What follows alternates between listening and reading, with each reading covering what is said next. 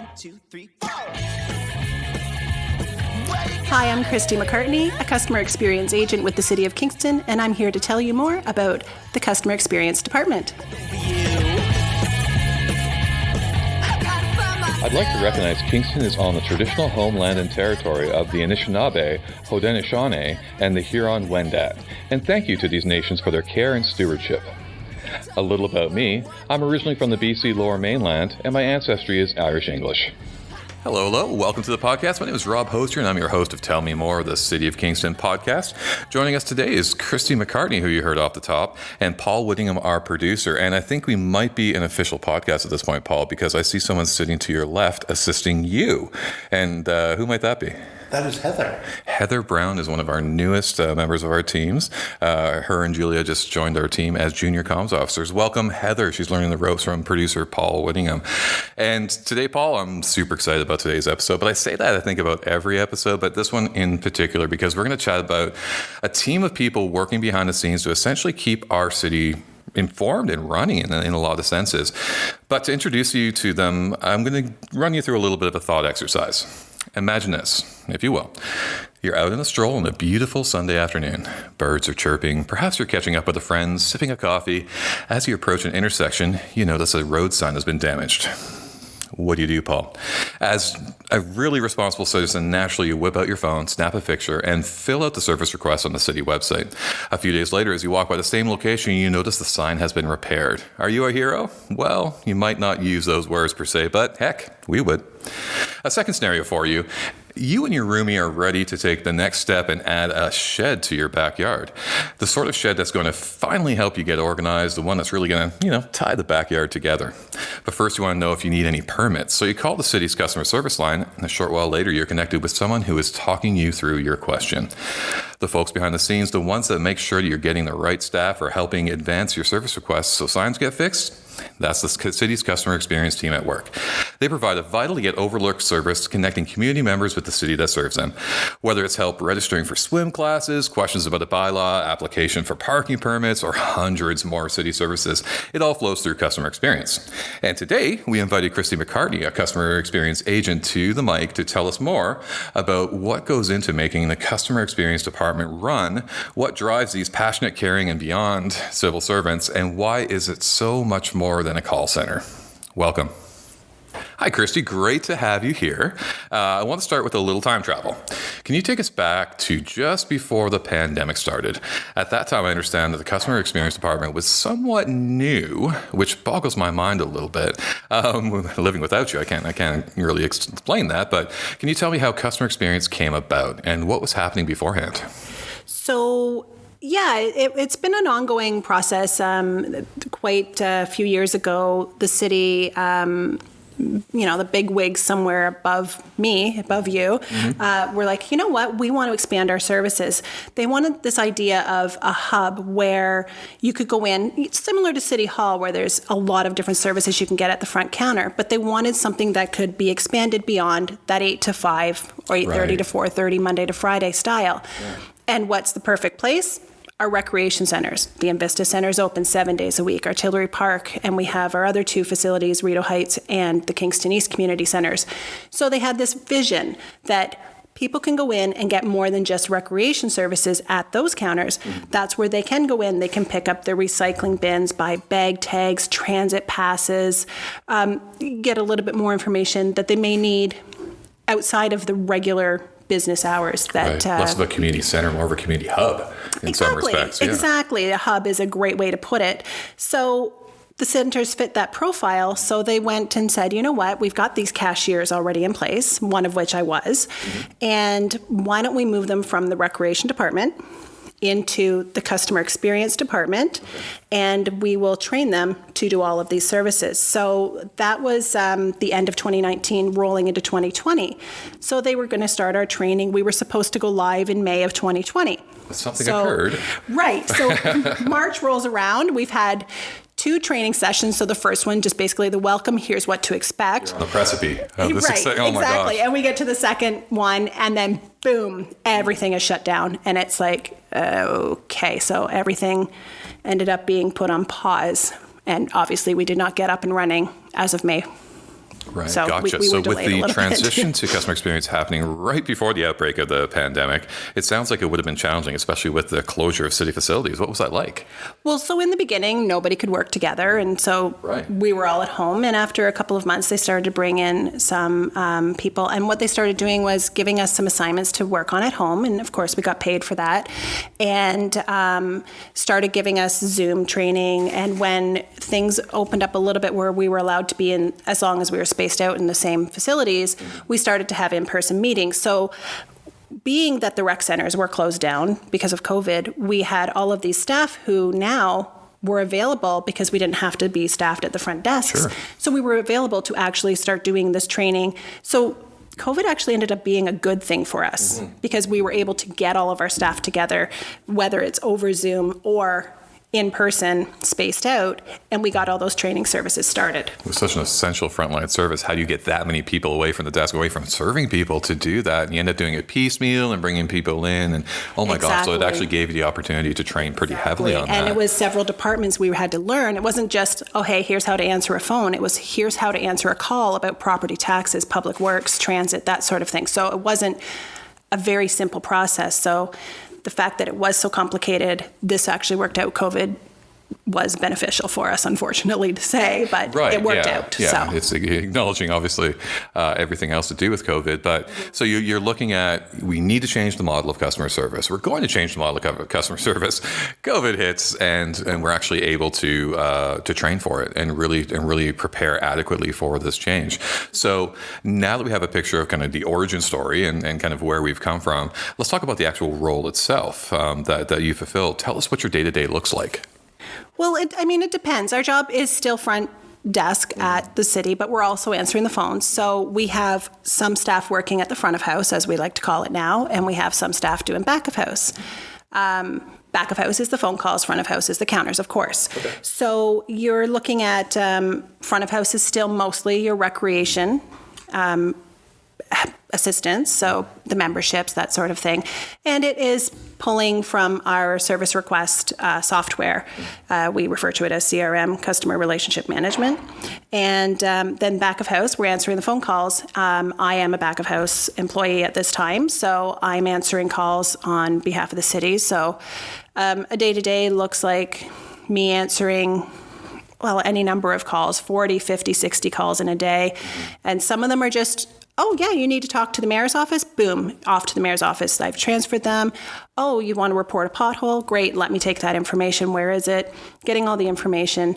And then when you're in your downtime, because the phones aren't always ringing. Sure. But sometimes they are. Right, But other yeah. times we get those breaks, and that's when we're pulling the people who have logged into my account on the city website or have sent in an email to contact us at cityofkingston.ca, and we're actioning those. So are we able to answer those ones, or do we have to filter it over to the correct department? Everything comes through us first, and then we send it where it needs to go, or give the response that the customer needs if we have that to give to them.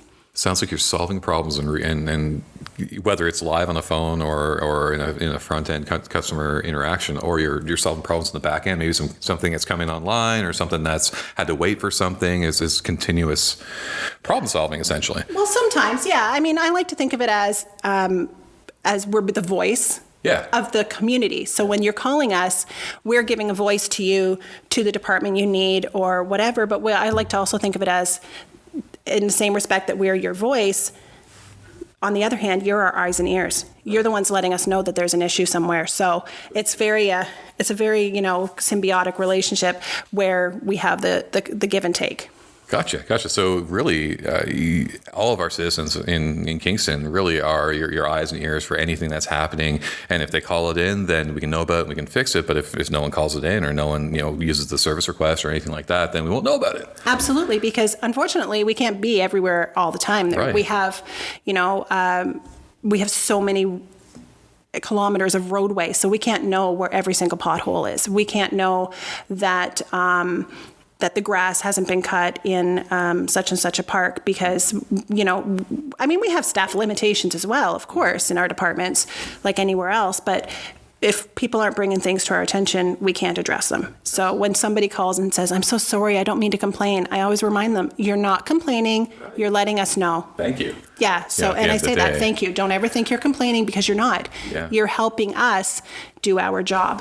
And I'm going to go back and say, I was talking about problem solving, and in a sense, you're triaging problems, and you may be redirecting them to the person that holds the solution, or Exactly. some things can be answered obviously on the fly, that you have that information in front of you, but you might be actually redirecting it to the right department, to the right person, to the right whatever kind of thing too. Exactly. So, Yeah. So we are kind of a triage system.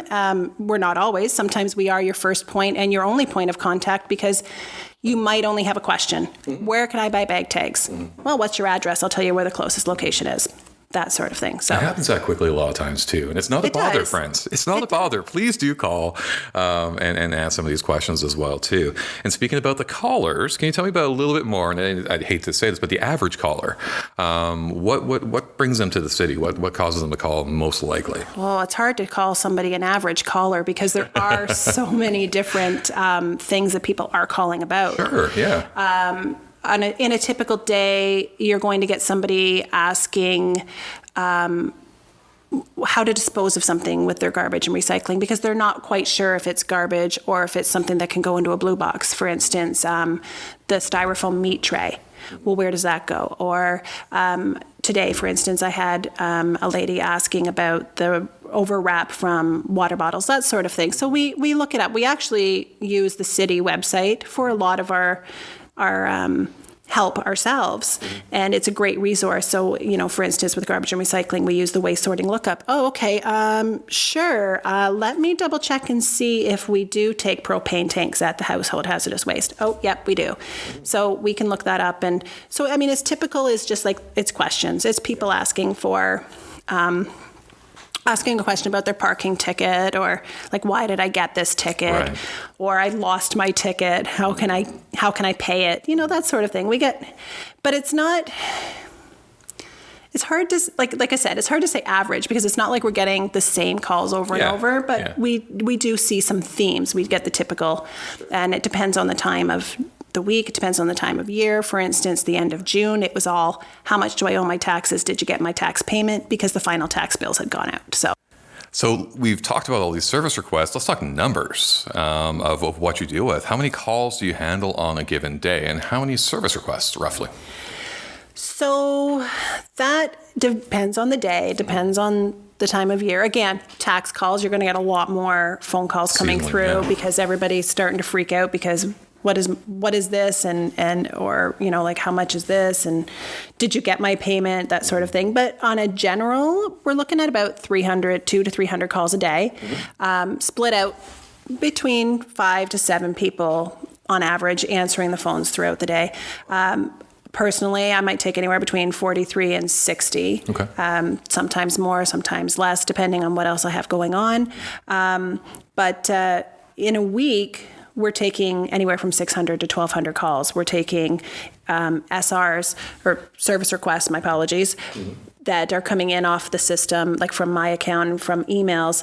We might pull anywhere between 500 and 1,000 of those, and either, again, respond to them or ship them off to the departments that can respond to them.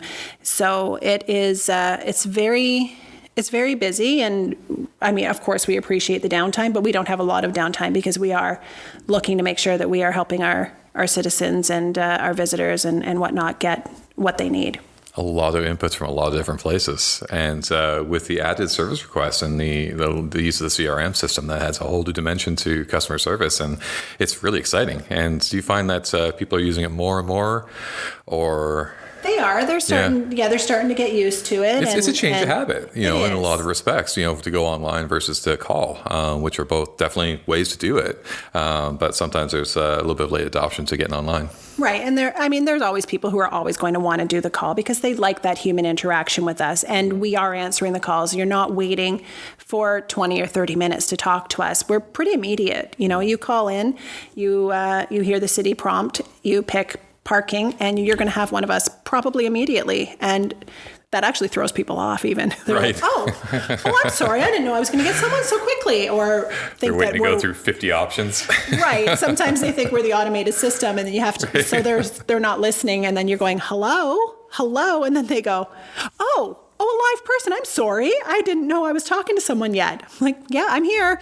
So it's amazing how efficiently we are mostly answering these calls. Definitely. And the thing that amazes me quite a bit is that it must be challenging to hop between the different calls where like one person has a tax question, another's trying to sign their kid up for swimming lessons or things. I'm easily distractible, and I can't understand how do you manage to keep everything straight, jumping between such varied topics. And you're adding the third, and then the online requests as well too. So you're constantly in the state of short attention to projects. Well, I have my days, that's for sure. But mostly, no decisions tonight right, when I get right. home. It's mostly not that difficult. Our phones do alert us which type of a call is coming through.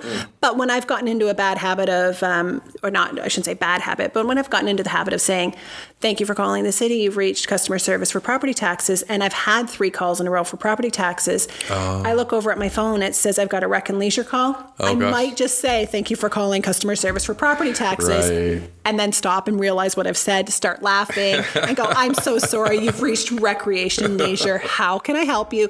And then they'll laugh with me because I'm laughing, and they're laughing, and they're like, has it been busy? And I'm like, maybe a little bit, but mostly I can keep it straight. And when it comes to the answers, I mean, each department is so different. So you're not really getting any answers that might have similarities. Yeah. So it is a little bit easier to keep things straight in that respect. So a swimming lesson, oh, absolutely. I'm going into this software and doing that. And if your property taxes, it's a completely different software and it's a completely different look. So it kind of sometimes is the software that helps you keep it all straight too. Sure. So, Yeah. You have to use the tools for sure. But yeah. For the most part, I'm pretty good. It's pretty easy. I visited the old prototype customer service back in the day in one place, not the kind of decentralized version. And I remember seeing that there's a lot of like resources around your desk too. And I was very, very impressed with the cleverness of how that was presented, because it was such clear information you can make reference from. And you could tell what some of the hot topics were, because you'd see some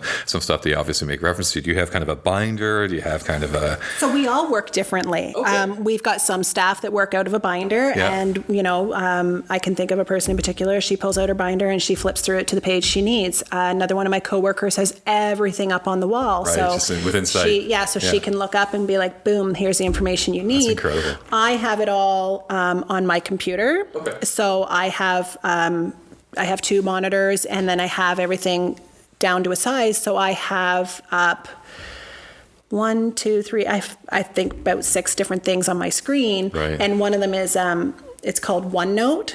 And it just have, I can separate out into tabs basically. So it's kind of like a binder on the computer. So I have everything there. So I have all my contact lists, and I have, somebody calls and asks a question about a parking lot, and I'm like, well, just let me check my notes, and I go to the parking section, and then I have my parking lot subsection, and there's my information for them. So we all work differently, right. But yes, we need a lot of information at our fingertips, because we are answering so many different things that sometimes it is hard to retain all of it when you're answering calls on behalf of 6 or 8 different departments, and that's not even the ones that you're just transferring calls to. So yes, we have a lot of information at our fingertips.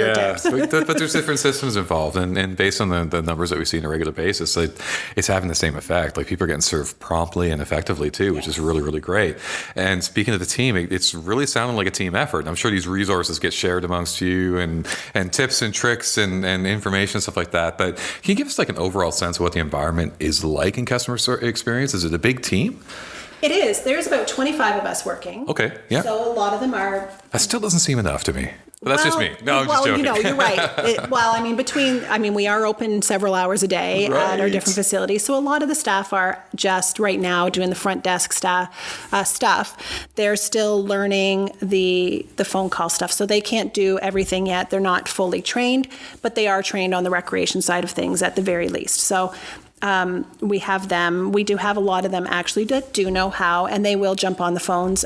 So they are getting some experience. And then we have us in the back. So we have about 7 of us, I think, that are answering the phones full time in the back. And then we have all of our front desk staff. But all together, we have 25 people working on top of course, our supervisors and director. And we are a team. We are not a department. We are a team. That's we awesome. are amazing. We use Microsoft Teams, kind of like the old, messenger service, or ICQ for some people. And we send messages. We have group messages. So if I don't know the answer to something, I can put it out there in Teams and just say, hey guys, have any of you ever come across this? Where would I send this call? Yeah. Or this service request? And our team's really good at responding. We like to start our day saying good morning. So, I come in for 9. Other people have been in since 7:45. So I get to follow up on the messages, and they're sharing memes that are, somebody who's holding a coffee and looks just absolutely, exhausted, and they're saying, good morning, I'm here, barely. And, I come in, I'm like, that's how I feel. But I mean, of course, you never hear that when I answer the phones. You would never know how I feel. But it's nice. It's a great team atmosphere, and everybody's so helpful to one another, and our supervisors are amazing. That's awesome. So our director even was like popping around today, bringing us cookies. So Heck. we really feel valued in the team, and we feel like a team with each other. So It's a foundation, especially is. for what you do, and you're helping out a whole city and a community and a county and everything else. And it's a huge job. And we've chatted about how you came to be, how customer service came to be. And we've taken a kind of a peek behind the curtain on what and who and how the department is. But I kind of just want to circle back really quickly to the beginning of the episode and the scenarios I shared. Community members contact the city for a lot of different reasons and through many avenues as we've discussed. In many cases, you're the first point of contact, but I want to know what happens after that service request is submitted or the call that comes in is wrapped. Like, how do you make sure the concern is addressed? Because I think there might be a disconnect to say, I called in, but X didn't happen, or I sent a service request, or they probably won't even look at it, or what is the actual process behind that? So in our software, we have different terms. So we have new. So when we first receive it, it's new, or we've first submitted it over. We have close pending, where we're just waiting on a response. That might be a team or department that is not in the software. So we wait for the response from them. They do let us know that they have responded to a customer, and then we can close it out. So in those cases, our supervisors will email the client back and say, we understand you've been reached by the department, so we've closed this out. Sometimes it includes the follow-up, so we know what the answer was, which is great because it gives us, insight into those departments that we do not action, that we are not trained in. So, that's how you find out about a building permit. Great, but officially we don't have to know that, but it's nice to see that. But, the other departments, they just change their status to done, and it doesn't come back to us. We don't see that necessarily, but if we wanted to, we could look it up in the system. And when I've had some of my more unique questions, absolutely, what's that number? I'm going to write it down, and I'm going to check in later and see what that response is. I'd love to give you some examples, but then that gets into You're probably learning from the situation as well too. So if it comes up again or anything like that, so that answer might be instrumental. I actually have copied answers before and kept them in my notes so that I know that response if it does come up again, or at least to remind myself who actually can answer that question, because sometimes I might think it's part of engineering, but it's actually a transportation question. So now I know the answer, and I know that I need to submit it in the future if it's a similar sort of request. It goes to transportation and not to engineering. So, we do follow up from time to time, but mostly we leave it in the hands and trust that the people whose hands it's in can actually finish it up. And you're saying too, with the software and such, it's highly documented, and absolutely, so there's checks and balances along the way. So it's and I'll say this. ignorant to being in the department, but things don't disappear as much as you would think they would. Exactly. You know, they're tracked, they're accounted for, they're data in a system, you know, and in a lot of ways. And so I think that gives me a little reassurance as a community member, if I was to call or make a service request, that's a document that's in the system at that point and it's going to be addressed. Exactly. A paper trail, I like, you know, like the Yes. old-fashioned paper Yeah. trail. And it does give that person a sense that they can come back to it. And we have that record of it. So if you have an ongoing issue, unfortunately, some rural areas, for instance, have the mailboxes at the end of the street. Maybe the snowplow has knocked it off. We can see that it's in there, and we can see that it's happened before and make some suggestions to them to help them prevent that in the future or make ourselves more aware. There's so many different facets to that, and it does help to have that so-called paper trail.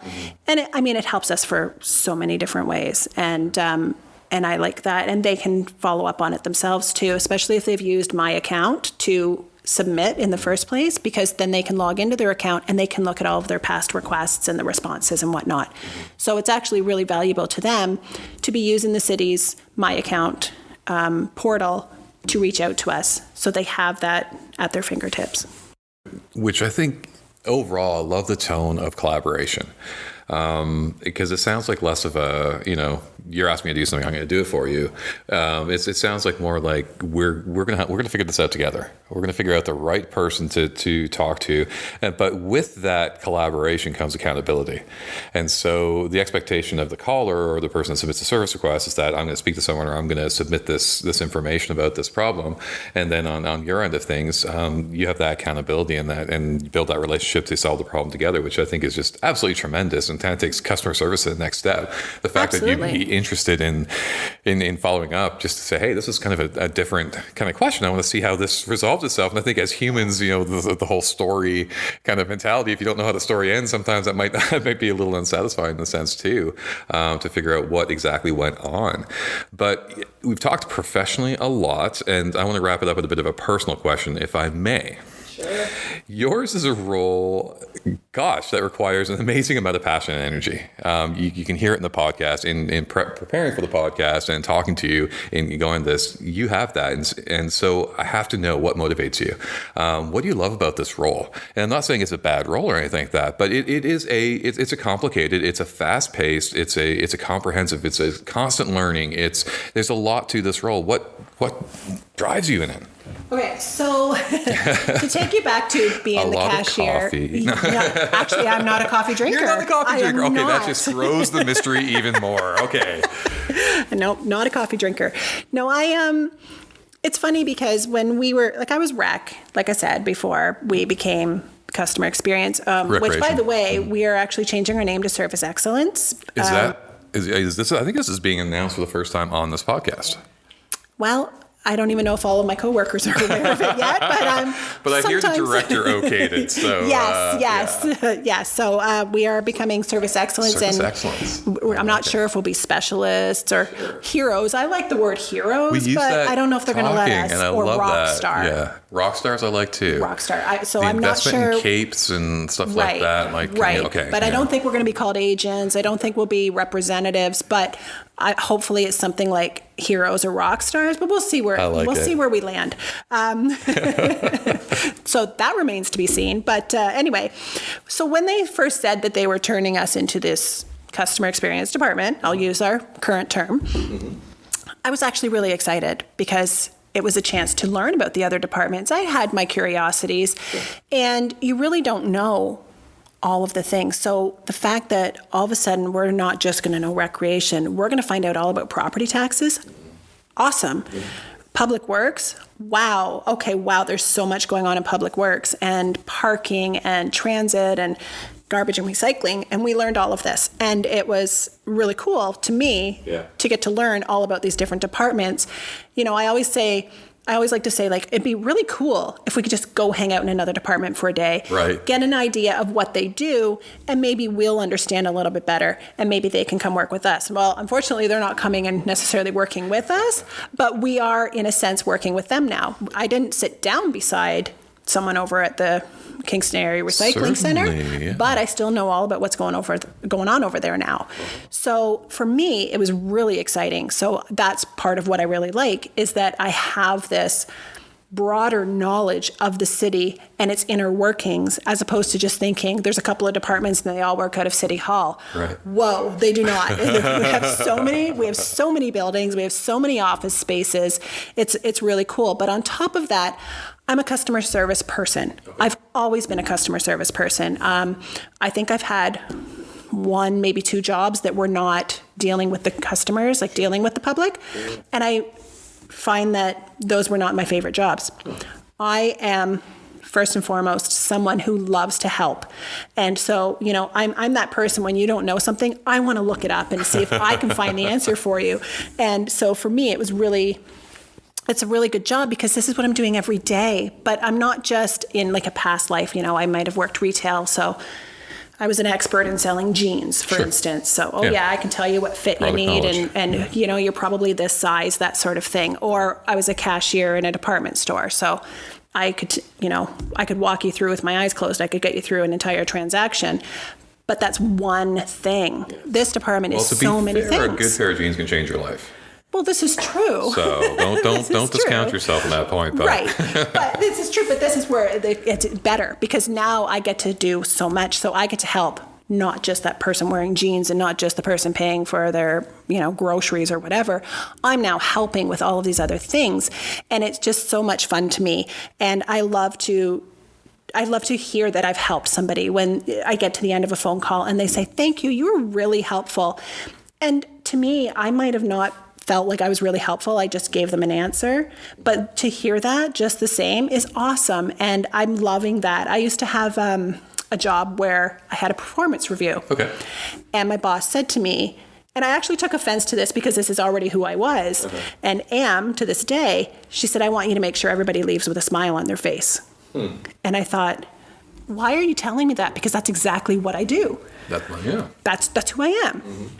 And that's who I am here too. Okay. So when I can tell over the phone that I have made somebody smile because I've helped them, it's fantastic. I just had a gentleman the other day who said to me, you need to go talk to the mayor and you tell him to take $10 out of his pocket and buy you a coffee because you're a genius. And I thought, that's amazing. And it just, it was a nice little chuckle. But that service request go to the mayor? Because I think that's the process. Well, right? I did consider, I figured I was going to be at City Hall this week. If I see him in the halls, I'll just tell him. We're going to go to his office next. He's just up the hallway. We'll get that $10 for you. But yeah, so that's the experience I love. I love knowing that I have made their day and I have given them help. And when they respond like that, it makes me smile. So if I can make you smile, then I've done my job and now I'm smiling too. That's what I like about this job.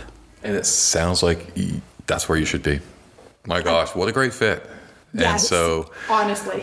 And I just hope your impact increases and the amazing things that you do on a daily basis. Thank you so much as a citizen, as a coworker as well.